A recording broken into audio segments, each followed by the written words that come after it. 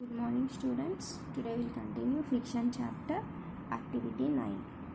Understanding the principle of ball bearings. Take two liquids and rotate them by putting one on the top of the other. What do you observe? Now place 4 to 5 marbles on a lid and place the other lid on the top of the marble. Then try to rotate the top lid. What do you observe? This is the principle of ball bearing. To reduce friction between rotating shafts of machine tools, we use ball bearings. Fluid friction. Observing fluid friction. Take a glass of water and stir it with a spoon.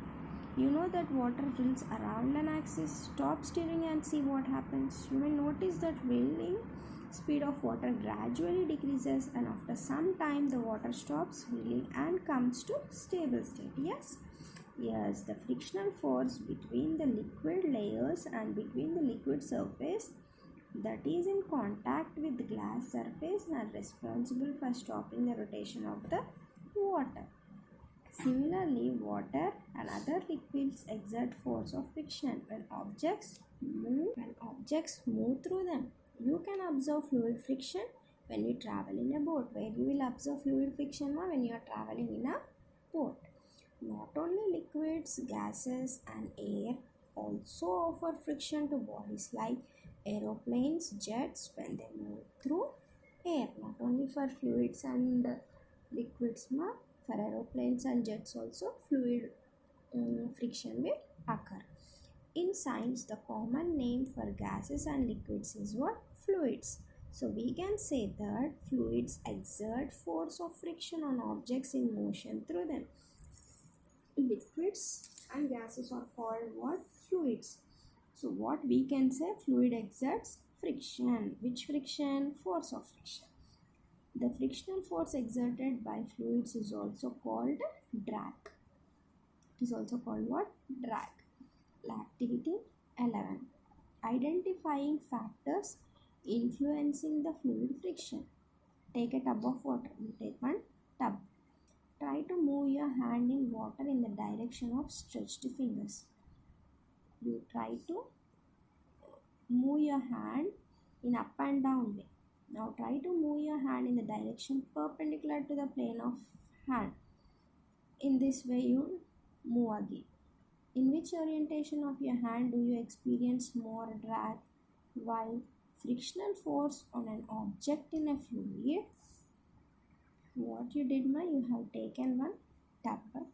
In that tub you have taken some water. First time you moved in this direction, second time you moved in this direction. Which direction you will be applying more force, up and down? Yes. So this fluid friction depends on its speed with respect to fluid, on the shape of the object and on the nature of the fluid. Where friction depends, it depends upon the shape of the object and nature of the object. You see why this aeroplane is same like crow. Some relation is there between these two. Okay. It is obvious that when objects move through fluids, they have to overcome friction acting on them. So efforts are made to minimize friction. When objects move through fluids, they have to overcome friction. So some efforts are made to minimize this friction. Objects are given special shapes. Where do you think scientists get hints for these special shapes? From nature, of course. You see, aeroplane is made like same like crow, I said. So why it is made like this? To minimize friction. Birds and fishes have to move about in fluids all the time.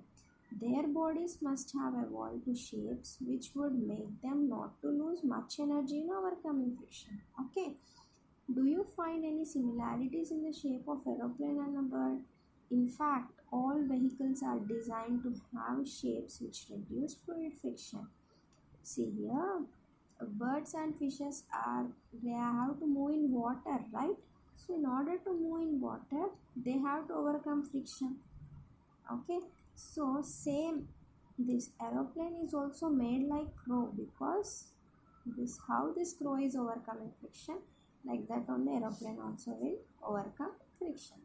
So all the vehicles are designed to have some shapes which reduce this friction. This is your friction chapter. Okay, thank you students.